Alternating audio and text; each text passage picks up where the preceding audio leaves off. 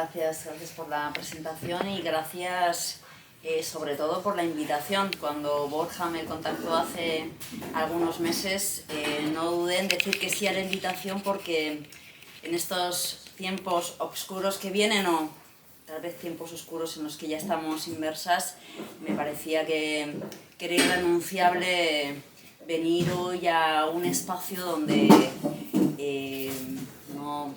la Libre no deja de ser un refugio a la intemperie de estos tiempos, un lugar para resistir también haciendo memoria. Y no solamente haciendo memoria, en este caso a tiempos pretéritos como lo fueron la guerra civil o el periodo republicano, sino también para poder tener algún utillaje que nos permita, me parece, entender o analizar algo de lo que pasa con el debate contemporáneo dentro del feminismo y fuera de él, con relación a un tema tan controvertido como es el trabajo sexual. Yo me parece que hoy podemos leer las posiciones, por ejemplo, abolicionistas o los procesos de criminalización al cual están sujetas las trabajadoras sexuales precisamente a la luz de la historia. Entonces, como buena antropóloga y amante de los rituales, vuelvo a insistir en el ritual de agradecimiento a la Libre y particularmente a Borja, que ha tenido, digamos, una cortesía del mundo impecable para poder estar hoy aquí con todas las cuestiones logísticas del viaje, digamos, y las indicaciones resueltas. Así que muchas gracias también a vosotras, por supuesto, a vosotros por estar hoy aquí. Yo quisiera señalar 4 aspectos principales del libro. Espero no extenderme mucho porque me parece que lo más estimulante puede ser el espacio posterior de conversación, si es que se tercia. Así que haré un breve preámbulo sobre la génesis del libro, me parece que es importante hacerlo, y luego, como señalaba, recalaré en las 3 nervaduras principales del libro, al menos digamos en la parte central del libro, que es a la que más tiempo dediqué y que me parece que es la más estimulante o la más sugerente. Veréis que en la portada del libro, además de las autoras, está Genera, que es una asociación de larga trayectoria, llevan ya más de 20 años en la lucha política en el centro de Barcelona, en el barrio chino, en el barrio del Raval, apoyando a las trabajadoras sexuales en la consecución de sus derechos como lo que son, como trabajadoras. Y hace ya, yo creo que fue en el 19, si no recuerdo mal, Genera nos contacta para llevar a cabo una investigación a propósito de cuál había sido el papel de las trabajadoras sexuales en la defensa de la Segunda República. Claro, yo me quedo ojiplática delante de ese, digamos, de un objeto de investigación que lo que trata precisamente es, digamos, recuperar la voz y la historia de aquellas que han sido sistemáticamente ninguneadas por la historia, que son las mujeres en general y las putas, digamos, en particular, invisibilizadas por la historia oficial, al menos. Aceptamos, por supuesto, el encargo, que posteriormente de la investigación sale el libro. Virus se muestra interesada como editorial, de un corte marcadamente pro derechos, se muestra interesada en la publicación del trabajo de investigación, que tuvimos, por supuesto, que trasladar de formato académico a formato, digamos, a lo que tenéis, ¿no?, al libro que tenéis hoy aquí. Y lo primero que nos encontramos, o mejor dicho, lo primero que no encontramos fueron fuentes. O sea, la primera confrontación radical es toparnos con una escasez prácticamente absoluta de las fuentes. O sea, ¿dónde están las trabajadoras sexuales en la Segunda República? Por tanto, veréis, si alguien se interesa por la lectura del libro, que el libro está urdido, trenzado minuciosamente a partir de pequeños retazos que vamos encontrando en biografías, autobiografías, cartelística, prensa obrera, crónicas de la época, memorias, digamos, hicimos un trabajo ingente precisamente para seguir ese rastro tan tenue con el que poder hilvanar una historia del todo fragmentada y fragmentaria. Y lo que nos encontramos fue, encontramos a las trabajadoras sexuales, luego hablaré de ello, las encontramos defendiendo la Segunda República, pero nos encontramos también un elemento que nos pareció particularmente interesante, por las consideraciones que podamos hacer respecto no solamente a ese momento histórico, sino a la actualidad, a propósito de cuál fue el tratamiento de las izquierdas con relación al fenómeno del trabajo sexual durante la República y particularmente durante la Guerra Civil, un momento, como sabéis, revolucionario. Y precisamente este segundo aspecto terminó resultando ser uno de los ejes vertebrales del libro. La investigación, o ese trabajo de elucidación histórica y antropológica que pretende el libro, lo que hizo fue tomar la prostitución precisamente como un prisma a través del cual analizar cuestiones, tensiones y contradicciones, o conquistas y retrocesos que acompañaron la lucha de las mujeres particularmente durante la Guerra Civil y durante el periodo republicano en general, y al mismo tiempo toma el tratamiento político, simbólico y social de la prostitución también como una lente que nos permite analizar cuestiones de orden estructural en términos de género.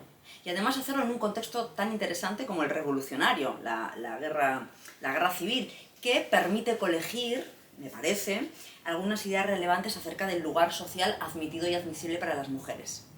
La primera nota a pie de página es que esto que va del trabajo sexual, del estigma puta, no solamente concierne a las mujeres que ejercen la prostitución, sino que nos concierne a todas como mujeres, porque son, veremos después, un dispositivo que precisamente, digamos, alecciona el comportamiento del conjunto general de las mujeres. Luego recalaré de alguna manera en esto.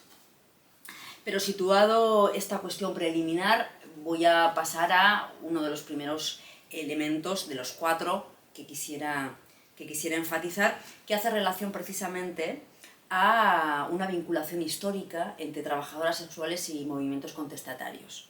Es verdad que hay trabajos escasísimos, o sea, digamos, se pueden contar con los dedos esos trabajos que han abordado esta vinculación histórica, es decir, las trabajadoras sexuales han estado allá donde ha habido movimientos de resistencia al poder y donde ha habido también, digamos, contextos contestatarios, insurreccionales, reivindicando no solamente sus propios derechos, sino también reivindicando horizontes de justicia social. De este modo las encontramos, por ejemplo, en la Semana Trágica de Barcelona, en 1909, las encontramos dirigiendo piquetes y barricadas. Las encontramos también en múltiples informes del Somaten, que fue una policía parapolicial, o sea, un cuerpo parapolicial catalán. Las encontramos en los informes secretos donde señalan que los grupos anarquistas se reunían con y en casas de trabajadoras sexuales. Las encontramos también, por salir de estas latitudes, en los movimientos de resistencia a las dictaduras del Cono Sur, pero las encontramos también en los movimientos de liberación colonial de África, es decir, digamos, allá donde hay movimientos de oposición al poder están las trabajadoras sexuales. De hecho, en la tournée que hicimos de presentación del libro en las Euskal Herrias, salió un hilo prodigioso del cual me está costando Dios y ayuda a tirar, en el que, durante los 70 y los 80, las trabajadoras sexuales que ejercían la prostitución en la Muga, en la frontera entre Euskal Herria y Iparralde, entre la frontera entre, digamos, la Francia política y la España política, y que servían, digamos, prestaban servicios sexuales a guardias civiles, pasaban información a ETA en relación a cuestiones, digamos, que eran relevantes para la organización armada. Sigo tirando del hilo, aprovechando que este verano estoy por allá, ya os digo que sin mucho éxito, pero en todo caso, para lo que nos concierne, las trabajadoras sexuales estuvieron defendiendo la Segunda República.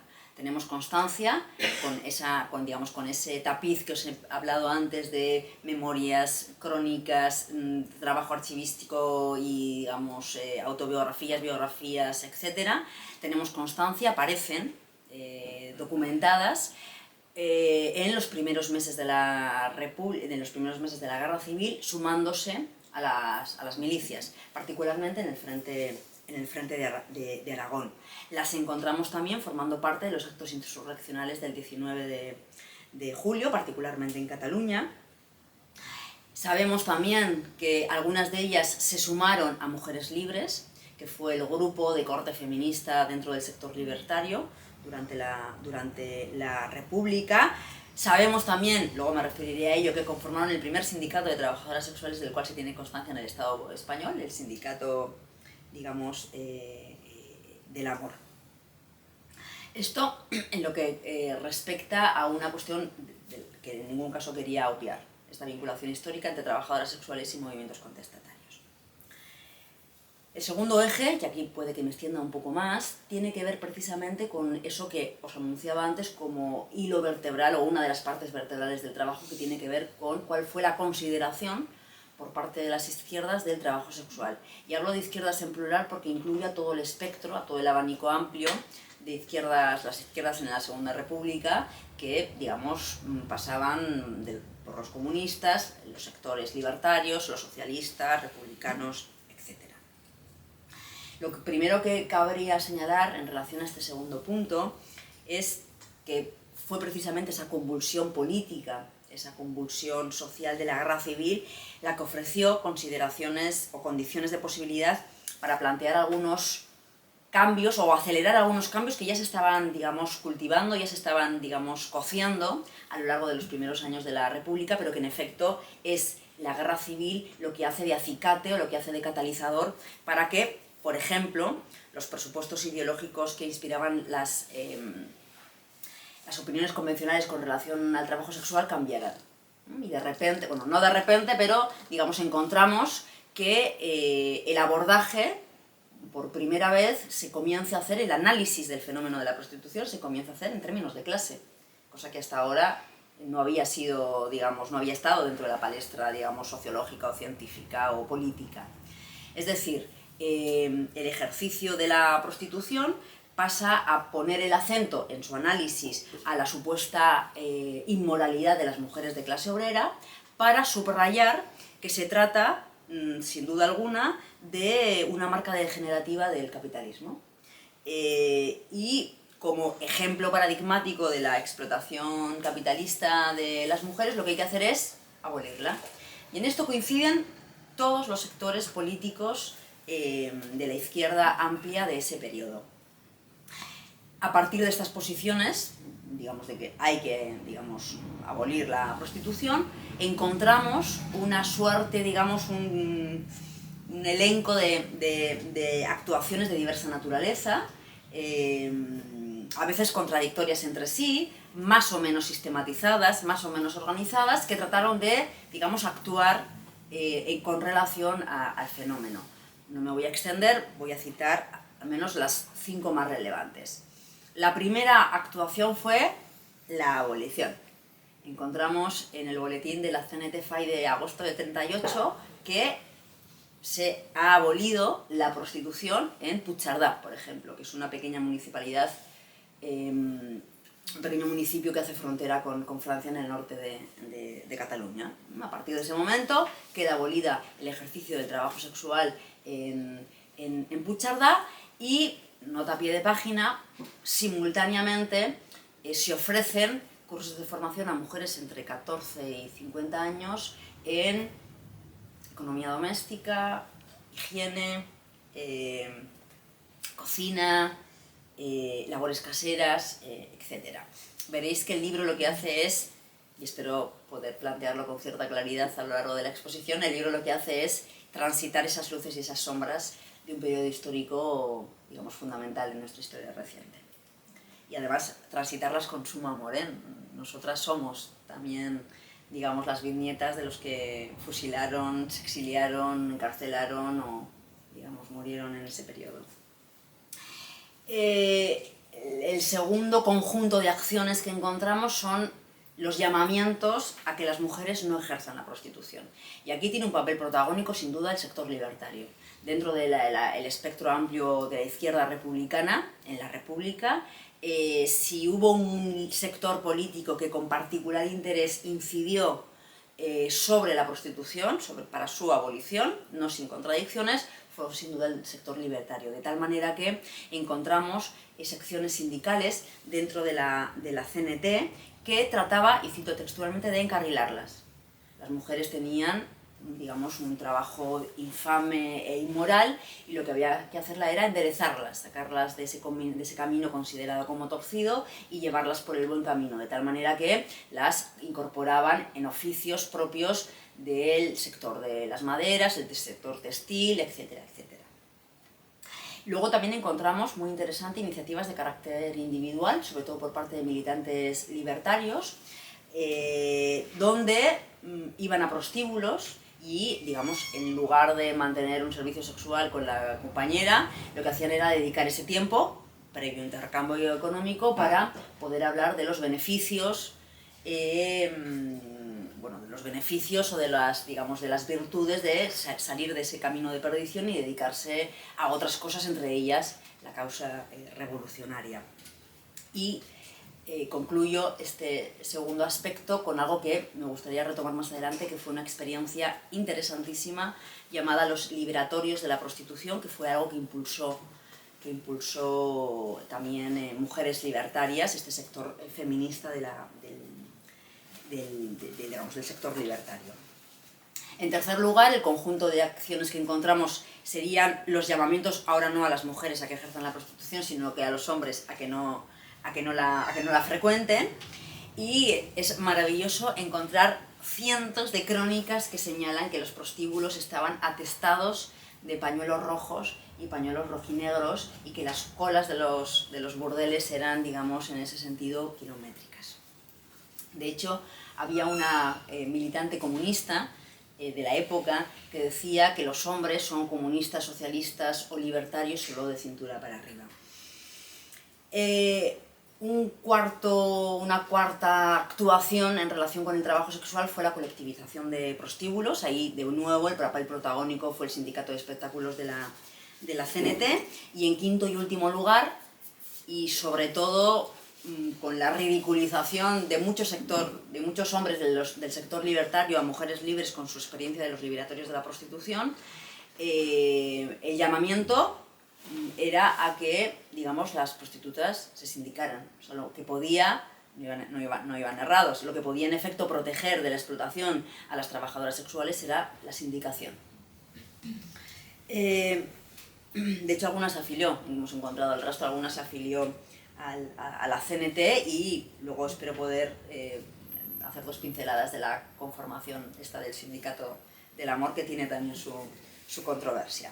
Bien, paso al tercer eje medular que quería señalar hoy. Aquí me voy a extender un poquito más, solo un poquito más.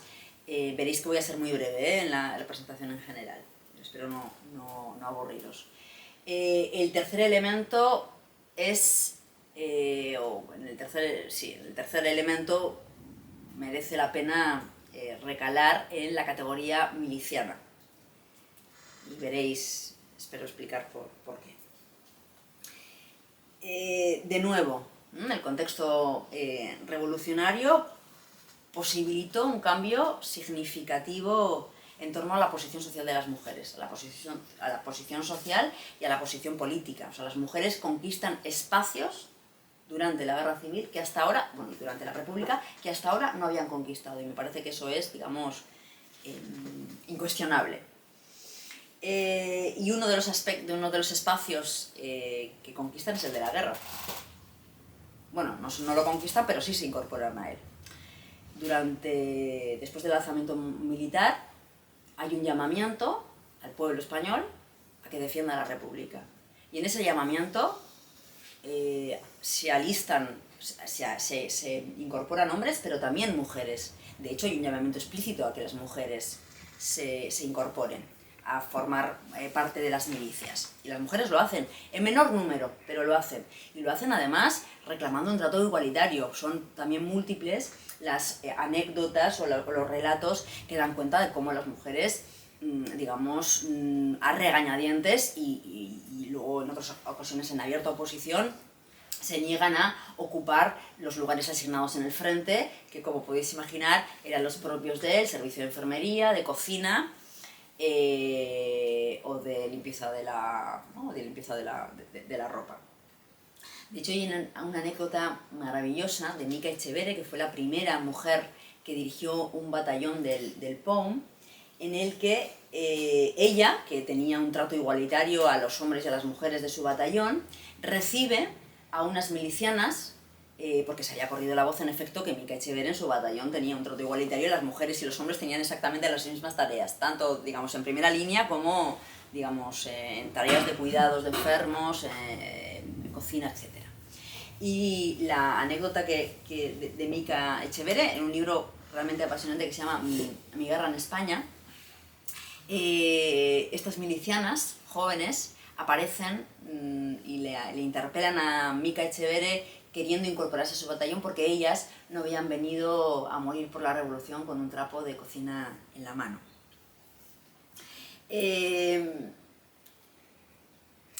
Transcurridos los 3 primeros meses de contienda bélica, Largo Caballero lanza un decreto, pues estamos en octubre del 36, lanza un decreto llamando a las mujeres a la retaguardia.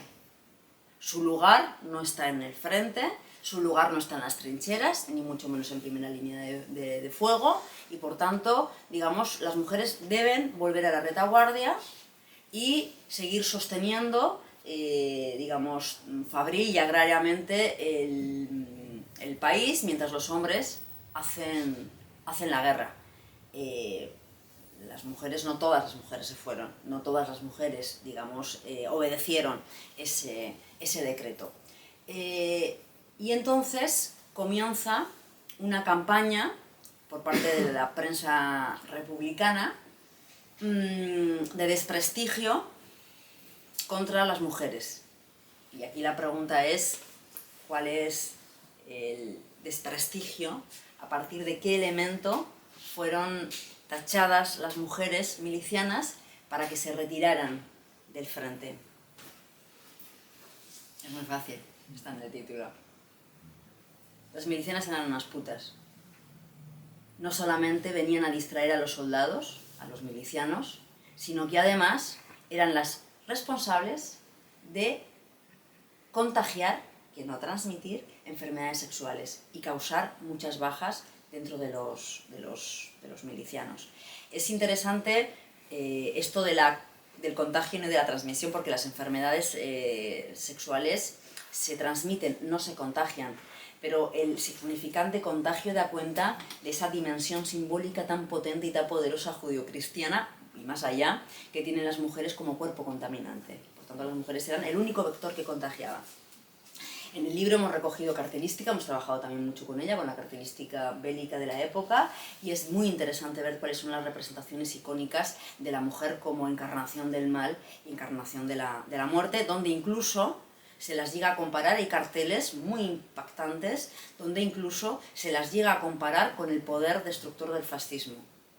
Bien, luego si queréis le damos vueltas a ello. Bueno, la cuestión es que, mientras en el gobierno se daban de hostias, digamos, libertarios, o sea, ¿no?, anarquistas, comunistas, republicanos, socialistas, en esto hubo unanimidad. La izquierda, las izquierdas, unánimemente se plantean, se posicionan firmemente con relación a las mujeres tienen que salir del frente, y encontramos, digamos, alocuciones radiofónicas, carteles, prensa obrera, digamos, hay una maquinaria, digamos, mediática muy importante en esta campaña de desprestigio. De hecho, es una anécdota para mí dolorosa, pero y tampoco sabemos si es cierta del todo, pero es verdad que encontramos más de un testimonio que señala que Durruti mandó asesinar, mandó fusilar a unas trabajadoras sexuales del frente porque no se querían marchar. Y es verdad que lo encontramos en diferentes digamos, encontramos diferentes testimonios, excepto el que fue su compañera sentimental en esa época, que en el 72 brinda una entrevista a Interview, y ahí aparece, digamos, el único testimonio que hemos encontrado que contradice el resto de versiones. Claro, digamos, a mí me parece que es interesante ver cómo se solapan estas dos categorías, la de miliciana con la de puta, porque en efecto son figuras que transgreden simultáneamente las normas de comportamiento esa posición de domesticidad tradicional y sobre todo esa asignación social de los roles sociosexuales. No quiero dejar de subrayar en todo caso que, digamos, la República de nuevo ofreció el marco político e institucional que posibilitó a avances fundamentales para la emancipación de las mujeres. Pensad que, digamos, la República trae el derecho a voto, trae el derecho al aborto, el derecho digamos, al divorcio, y que tuvimos la primera mujer ministra de toda Europa, que fue nuestra insigne Federica Montseny, por cierto, una de las, digamos, grandes, bueno, Clara Campoamor también lo fue, pero bueno, alguien que tenía claro que la prostitución tenía que ver con la degeneración moral propia de la burguesía, atravesada a las clases populares, y que había que, digamos, corregir lo que eran tomados como poblaciones de perdición, ¿no? El chino, durante los primeros días de la guerra civil, fue un espacio para, digamos, asesinar madames, proxenetas, y gente que se consideraba holgazana y vaga, digamos, y esto lo planteó el sector libertario con una contundencia y concisión muy interesante. Digamos, su revolución era una revolución moral también, no solo era una revolución económica. Bien, para finalizar con este tercer eje, no puedo, digamos, dejar de plantear algunas consideraciones con relación a la categoría puta, o al estigma, ¿no? A todos esos atributos inferiorizantes que en toda la documentación, en todos los archivos, digamos, en todos los elementos que han conformado y que han hilvanado esta historia en el libro, aparecen las trabajadoras sexuales como sujetos anómalos, ¿no? Hay una condición, digamos, desviada en ellas. Son concebidas como una amenaza para el orden social y, por tanto, hay que corregirlas o, cuando menos, controlarlas. Y para ilustrar esta cuestión me gustaría leeros un breve inventario, no es exhaustivo, pero sí me permite ilustrar, digamos, estas concepciones, qué representaciones había de las mujeres que ejercían la prostitución.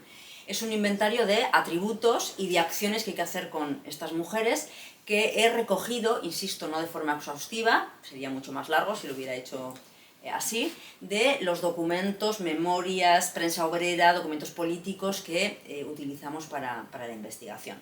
Fijaos, se refieren a las trabajadoras sexuales como infelices rameras, son cuestiones textuales, infelices rameras, mujeres esclavas, fracasadas, irresponsables, carentes de ideas, depravadas, desvalidas, contaminantes, desgraciadas, a las que hay que, y aquí va el segundo inventario, de acciones, a las que hay que encarrilar, regenerar, limpiar, salvar, redimir, enderezar, reformar o auxiliarmente. Son sujetos considerados inconsistentes, son mujeres degeneradas moralmente y carecen de las ideas fundamentales sobre el deber, y por tanto lo que hay que hacer es inculcarles el sentido de la responsabilidad. Y aquí va, luego si puedo me detengo en ello, aquí van los liberatorios de la prostitución. Digamos, esta cuestión siempre tan controvertida, y aquí a mí me parece que es una de las ilustraciones paradigmáticas de estos claros oscuros. O sea, Mujeres Libres, una organización radicalmente feminista de los años 30, es que no podemos mirarlas sino con respeto y absoluta admiración. O sea, estas mujeres en los años 30 estaban cuestionando la institución matrimonial. Estaban cuestionando que cualquier mujer que depende de un hombre económicamente está ejerciendo el trabajo sexual. O sea, tuvieron planteamientos de una radicalidad asombrosa. Al mismo tiempo que idearon los laboratorios de prostitución, que eran espacios donde rescataban a las trabajadoras sexuales para enderezarlas, encarrilarlas. Voy a leeros los 4 objetivos de Mujeres Libres, de los liberatorios de prostitución.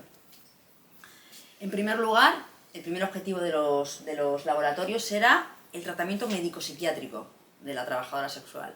Por tanto, digamos, hay una concepción de que le pasa algo está errado en ella, que hay que intervenir sobre ella, no solo en términos médicos, sino en términos psiquiátricos.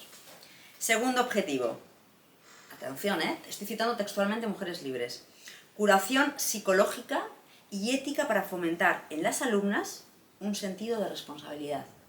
Hay una concepción inferiorizante de las mujeres. En cuarto lugar, ayuda moral.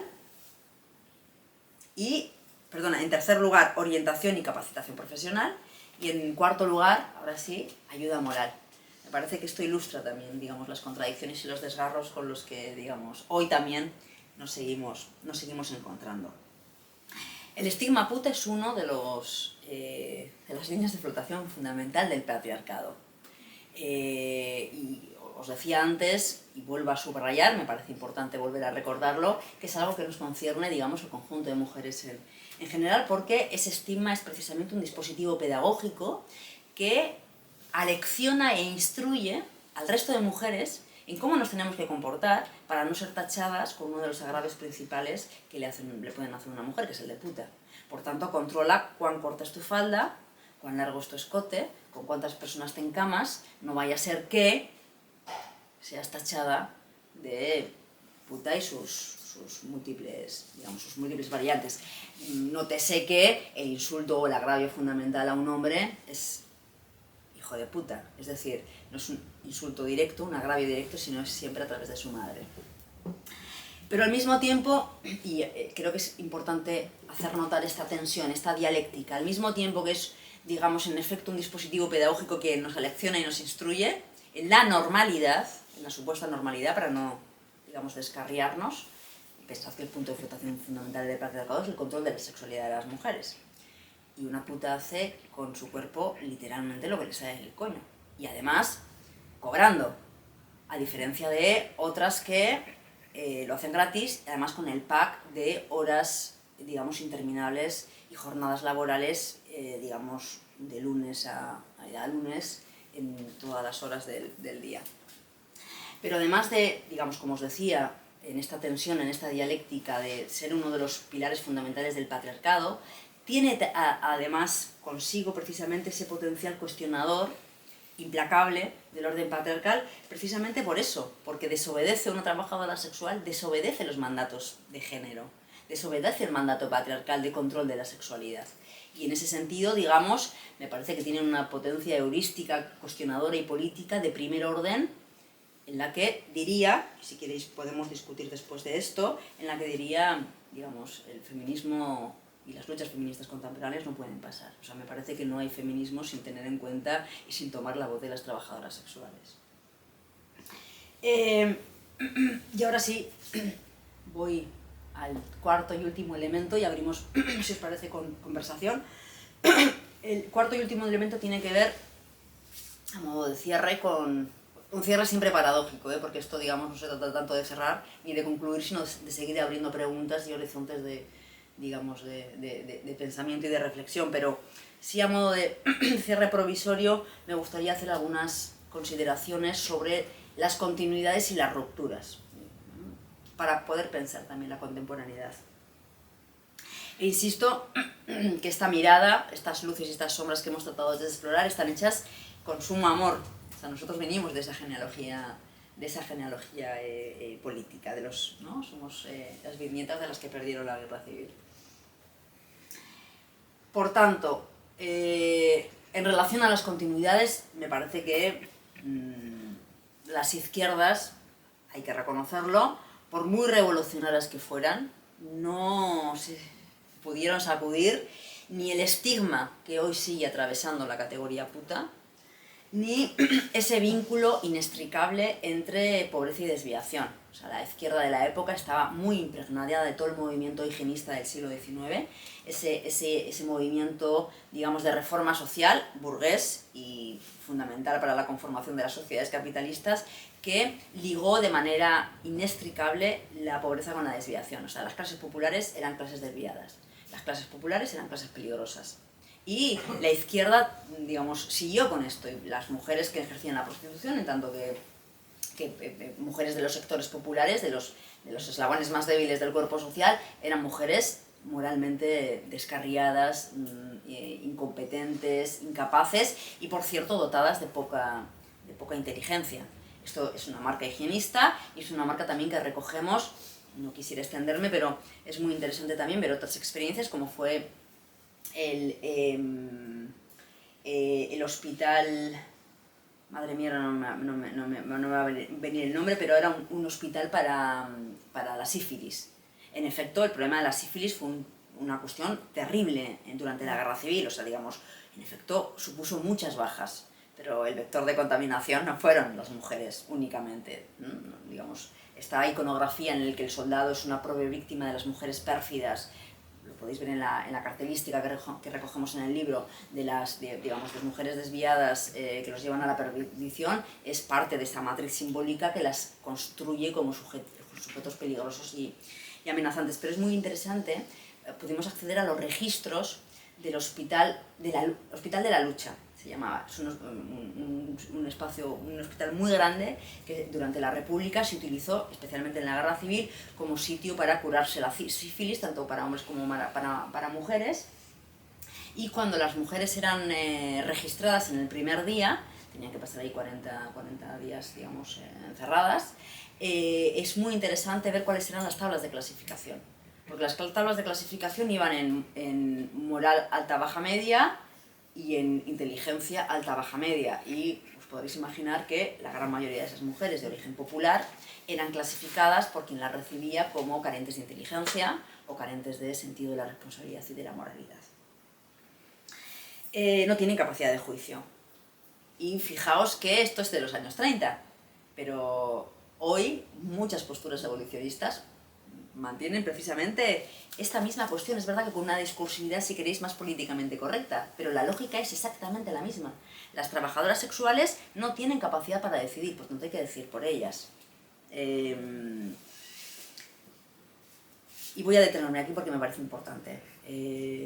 Creo que esto que aborda el libro, precisamente el abolicionismo de ayer y el de hoy, puede ser analizado a la luz, o si queréis a la sombra, de estos planteamientos, digamos, que ya se hacían, digamos, en el 30, y me parece que la ley de libertades sexuales y toda la polémica que hay con el abolicionismo tiene que ver exactamente con esto. Es decir, digamos, hay una premisa implícita en los años 30 y ahora de que la prostitución es una imposición y que las mujeres que la ejercen lo hacen siempre en contra de su voluntad. O sea, se duda, hay una existencia rotunda en relación sobre la credibilidad de los discursos de muchas trabajadoras sexuales que plantean que, digamos, ejercen el trabajo sexual con voluntariedad, digamos, para ganarse la vida como otros trabajos, y también penosos.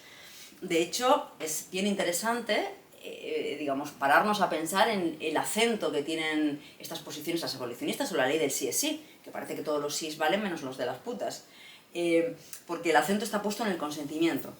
Es decir, la piedra angular, según las posiciones abolicionistas, de la libertad sexual es siempre la voluntad. Y es cuando menos paradójico que este tipo, digamos, de criterio para establecer si hay un consentimiento libre en otras relaciones sociales en las que también podría haber explotación, no se aplique al trabajo sexual. O sea, resulta que las trabajadoras sexuales lo hacen obligadas, pero la señora que limpia culos de ancianos a 3 euros la hora no lo hace obligada, ya lo hace porque, digamos, con voluntad. De la misma manera que, y esto, digamos, en la última etnografía que hicimos con trabajadoras sexuales, aparece claro, o sea, había compañeras que estaban ejerciendo la prostitución después de venir de trabajar de interinas en casas donde trabajaban de domingo a domingo, 2 horas libres los domingos, a cambio de cama y manutención. Entonces, ellas sí lo hacen voluntariamente, pero las que no se van o ejercen la prostitución, ellas no. A mí me parece que es fundamental para este tipo de análisis no perder nunca de vista que en una sociedad o en un modelo económico capitalista y patriarcal la voluntariedad está siempre sometida a cadenas de explotación.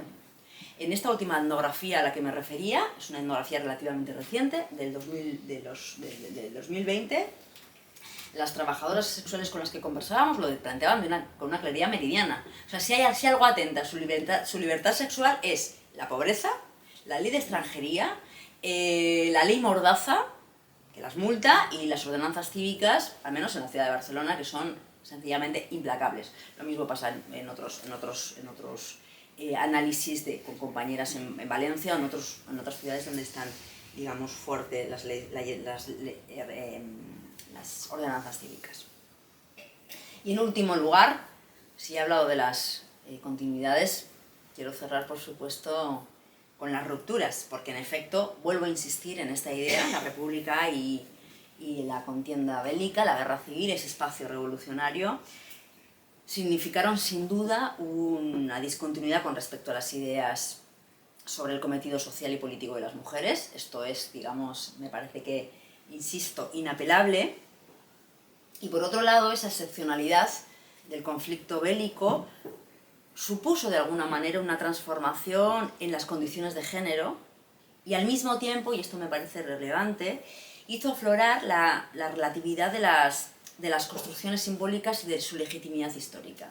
O sea, si nosotras estamos subyugadas en un lugar, digamos, inferior e inferiorizante, no es por designio divino, ni por el orden aparentemente natural de las cosas, que hemos visto que de natural no tiene nada. Nosotras también podemos hacer la guerra, nosotras también podemos tomar la palabra, nosotras también podemos ser ministras. Me parece que esto permitió a las mujeres de la época explorar formas contrahegemónicas de subvertir ese orden de subyugaciones que en efecto no socavaron su sujeción, pero sí ofrecieron la posibilidad transitoria de un orden distinto. Y esto es lo que queda. Y esto es lo que queda y lo que, digamos, las generaciones que hemos venido después hemos podido recoger para seguir nuestro camino y para hoy, digamos, seguir en pie de lucha con ese verso tan bonito de uno de mis poetas de cabecera, Claudio Rodríguez, en ese verso tan bonito que dice: ahora que estamos en tiempos de derrota, pero no de doma. Entonces, hasta aquí esta apresurada presentación de los aspectos principales del libro y abrimos conversación si se tercia o hay inquietudes, preguntas o queréis que profundicemos en alguno de los aspectos que tal vez en mi exposición no han quedado claros. Gracias.